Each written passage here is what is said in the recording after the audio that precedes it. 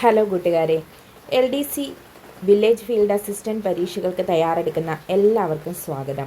Village field assistant പരീക്ഷകളിൽ വിജയിക്കാൻ നമുക്ക് ഏറ്റവും പ്രധാനം മുൻവർഷ ചോദ്യങ്ങൾ റിവൈസ് ചെയ്യുക എന്നുള്ളതാണല്ലോ.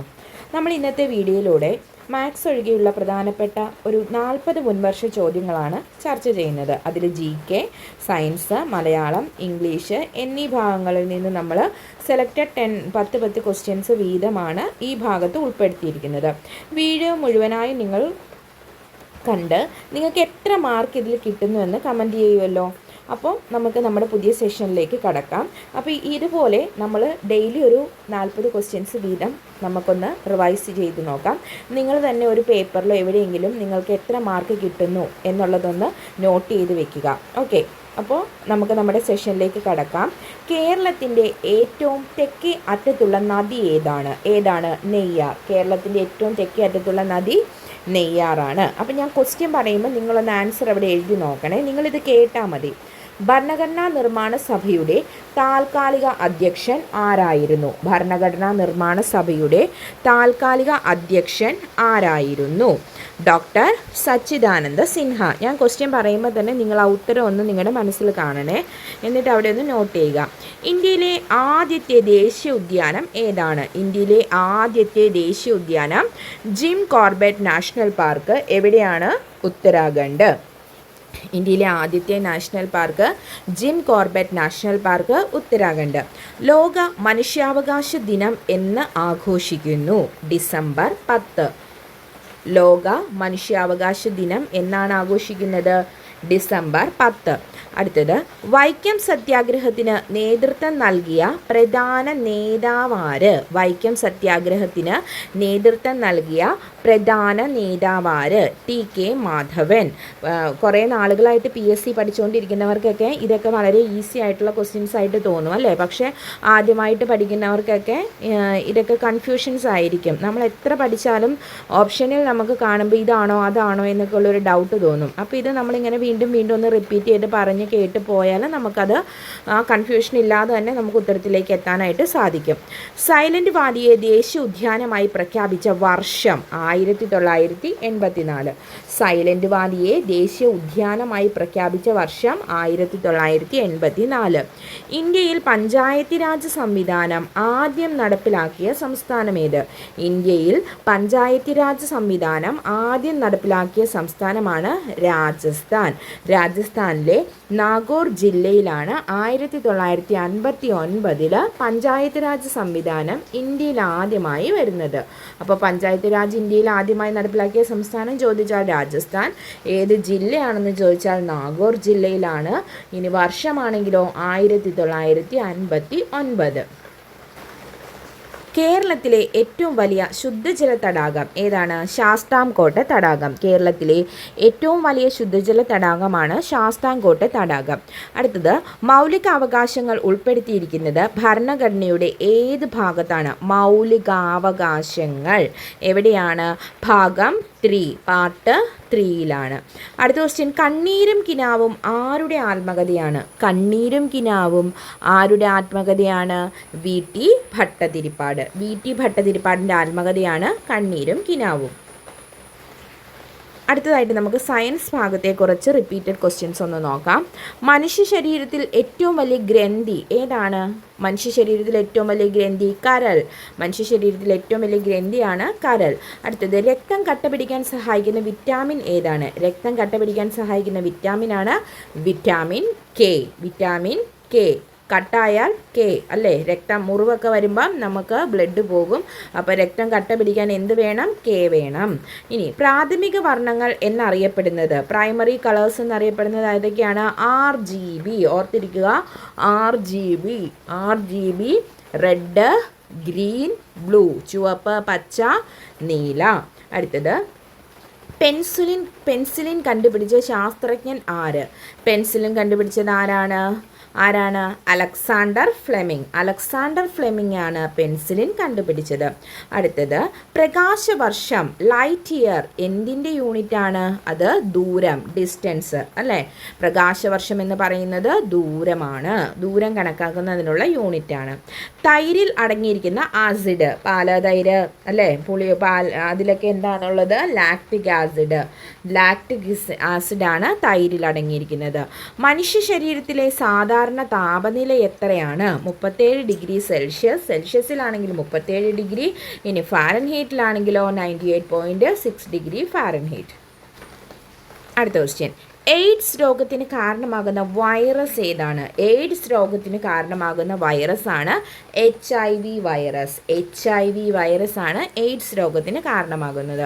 അടുത്ത ക്വസ്റ്റ്യൻ, ഹരിതഗൃഹവാതകങ്ങളിൽ ഏറ്റവും പ്രധാനപ്പെട്ട വാതകം, ഹരിതഗൃഹവാതകങ്ങളിൽ ഏറ്റവും പ്രധാനപ്പെട്ടത് ഏതാണ്? അത് CO2, കാർബൺ ഡൈ ഓക്സൈഡ്. അടുത്തത്, സൂര്യനിൽ ഊർജ ഉൽപാദനത്തിന് കാരണമാകുന്ന പ്രക്രിയ,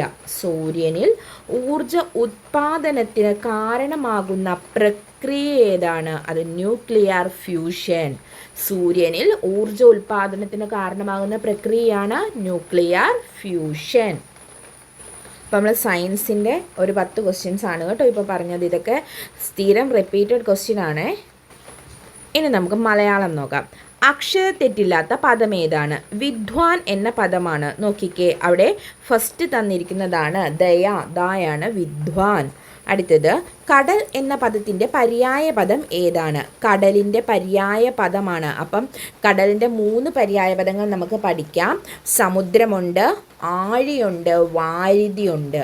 കടലിൻ്റെ പര്യായ പദങ്ങൾ എന്തൊക്കെയാണ്?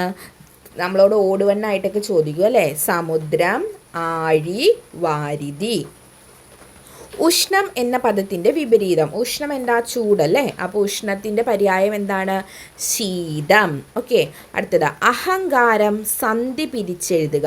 അഹങ്കാരം, അഹം അധികം കാരം. അഹങ്കാരത്തിൻ്റെ എങ്ങനെ നമുക്ക് പിരിച്ചെഴുതാം? അഹം അധികം കാരം. അടുത്തത്, തവള വെള്ളത്തിൽ ചാടി. ഇതിലെ ക്രിയ എന്ന് പറയുന്നത് വെർബ്. ക്രിയ എന്താണ്? അവിടെ ചെയ്ത പ്രവൃത്തി എന്താണ്? ചാടി. അടുത്തത്, കണ്ണിൽ ചോരയില്ലാത്തവൻ എന്ന ശൈലിയുടെ അർത്ഥം. കണ്ണിൽ ചോരയില്ല എന്ന് പറഞ്ഞാൽ എന്താണ് അർത്ഥം? ഒരു വിധത്തിലുള്ള ദയയും ഇല്ലാത്തയാൾ അല്ലേ. നമ്മൾ ചിലപ്പോൾ പറയുക അയാൾക്ക് ഒരു കണ്ണിച്ചോരയില്ലാതെ പെരുമാറി. അപ്പം കണ്ണിച്ചോരയില്ല എന്ന് വെച്ചാൽ എന്താണ്? ദയയില്ലാത്തവൻ. അടുത്തത്, കൈപ്പത്തി എന്ന പദം ഏത് തരം സമാസത്തിന് ഉദാഹരണമാണ്? കൈപ്പത്തി ഏതാണ്? തത്പുരുഷ സമാസമാണ് എന്ത്? കൈപ്പത്തി. അടുത്ത question, a bird in hands is worth two in the bush. ഇതിൻ്റെ ശരിയായ മലയാളം പഴഞ്ചൊൽ ഏതാണ്? എന്താണ്? കയ്യിലുള്ളത് ഉപേക്ഷിച്ച് പറക്കുന്നതിന് പുറകെ പോകരുത്. A bird in hand is worth two in the bush എന്നതിൻ്റെ പരിഭാഷ എന്താ? പഴഞ്ചൊല്ലിൻ്റെ പരിഭാഷയാണ് എന്ത്? കയ്യിലുള്ളത് ഉപേക്ഷിച്ച് പറക്കുന്നതിന് പിറകെ പോകരുത്. അടുത്തത്, സൂര്യൻ എന്ന പദത്തിൻ്റെ പര്യായ പദം അല്ലാത്തത് ഏതാണ്? സൂര്യൻ്റെ പര്യായ പദം അല്ലാത്തത് രവി, ഭാനു, തിങ്കൾ, അർക്കൻ. ഇതിൽ രവി, ഭാനു, അർക്കൻ എന്താണ്? അത് സൂര്യനാണ്. അപ്പോൾ സൂര്യൻ്റെ പര്യായപദം അല്ലാത്തത് തിങ്കളാണ്. തിങ്കളിൻ്റെ അർത്ഥം എന്താണ്? അത് ചന്ദ്രൻ എന്നാണ് അതിൻ്റെ അർത്ഥം. ഓക്കെ. ശരിയായ പദം തിരഞ്ഞെടുക്കുക. പ്രവൃത്തി, പ്രവൃത്തി. ഇതിൽ രണ്ടാമത്തേതാണ് നമ്മുടെ ഉത്തരം, പ്രവൃത്തി. ഓക്കെ. അടുത്തതായിട്ട് നമുക്ക് കുറച്ച് ക്വസ്റ്റ്യൻസ് ഇംഗ്ലീഷിൽ നോക്കാം. Find the synonym of abundant. അബോണ്ടൻറ്റിൻ്റെ എന്താണ്? സിനോണിമാണ് പ്ലെൻറ്റിഫുൾ. ഓക്കെ. സിനോണിം എന്ന് വെച്ചിട്ടുണ്ടെങ്കിൽ എന്താണ് അർത്ഥം? സിനോണിംസ് എന്ന് വെച്ചിട്ടുണ്ടെങ്കിൽ അതിൻ്റെ പര്യായ പദം തന്നെയാണ് കേട്ടോ. അത് സെയിം മീനിങ് വരുന്നത്. What is the antonym of ancient? Antonyms means opposite. Okay. വിപരീത പദം. ആൻഷ്യൻ്റ് എന്താണ്? മോഡേൺ. ആൻഷ്യൻറ്റിൻ്റെ ആൻറ്റോണിമാണ് മോഡേൺ. ആൻഷ്യൻ മീൻസ് എന്താ? പുരാതന. മോഡേൺ മീൻസ് പുതിയത്. Choose the correct spelling. റിസീവിൻ്റെ കറക്റ്റ് സ്പെല്ലിംഗ് എന്താണ്? RECEIVE ആണ്. Fill in the blank. He is afraid dash dog. He is afraid of. പ്രിപ്പോസിഷനാണ് അവിടെ വന്നിരിക്കുന്നത് അല്ലേ. അഫ്രെയ്ഡ് ഓഫ് ഡോഗ് ആണ് വരുന്നത്. അടുത്തത്, give the one word substitute for one who looks at the bright side of thing. എന്താണ്? Optimist. One who look at the bright side of the things, എല്ലാത്തിൻ്റെയും നല്ല വശങ്ങൾ അല്ലേ, optimist. She has been studying here dash 2020. എന്താണ് അവിടെ? Since 2020 അല്ലേ, since 2020 ആണ് വരുന്നത്. അടുത്തത്, what is the plural form of child? ചൈൽഡിൻ്റെ പ്ലൂറൽ ആണ് എന്ത്? Children, children. ഓക്കെ. അടുത്തത്, change into passive voice. He broke the window. എന്താണ്? The window was broken by him. Passive വോയിസിലേക്ക് ആക്കാനാണ് പറഞ്ഞത്. He broke the window. എന്താണ്? The window was broken by him. Okay. Identify the meaning of the idiom piece of cake. എന്താണ് piece of cake എന്ന് വെച്ചാൽ? Very easy task, very easy task. അടുത്തത്, complete the sentence. If you work hard you dash pass the exam. If you work hard dash you dash pass the exam. എന്താണ്? You will pass the exam. നിങ്ങൾ തീർച്ചയായും ജയിക്കും. Okay. അപ്പോൾ ഇന്ന് നമ്മൾ എത്ര questions ആണ്? ഒരു 40 ക്വസ്റ്റ്യൻസ് ആണ് ഡിസ്കസ് ചെയ്തത്. ഈ 40 ക്വസ്റ്റ്യൻസ് നിങ്ങൾ ബൈ ഹാർട്ട് ചെയ്തോ? പലതവണ കേൾക്കുക. പലതവണ കേട്ട് എന്ത് ചെയ്യാം? നമ്മുടെ മൈൻഡിൽ അതങ്ങ് സെറ്റാക്കി വെക്കുക. ഓക്കെ. അപ്പോൾ ഈ വീഡിയോ ഒരു കുഞ്ഞു വീഡിയോ നിങ്ങൾക്കിത് ഉപകാരപ്പെടുമെന്ന് കരുതുന്നു. നമ്മുടെ ചാനലിൽ വേടിയും PSC റിലേറ്റഡ് വീഡിയോസ് അപ്ലോഡ് ചെയ്തിട്ടുണ്ട്. കൂടുതൽ ക്ലാസ്സുകൾക്ക് വേണ്ടിയിട്ട് നിങ്ങൾക്ക് യൂസ്ഫുൾ ആയിട്ട് തോന്നുന്നെങ്കിൽ നിങ്ങൾ ചാനലൊന്ന് സബ്സ്ക്രൈബ് ചെയ്യുക, സപ്പോർട്ട് ചെയ്യുക.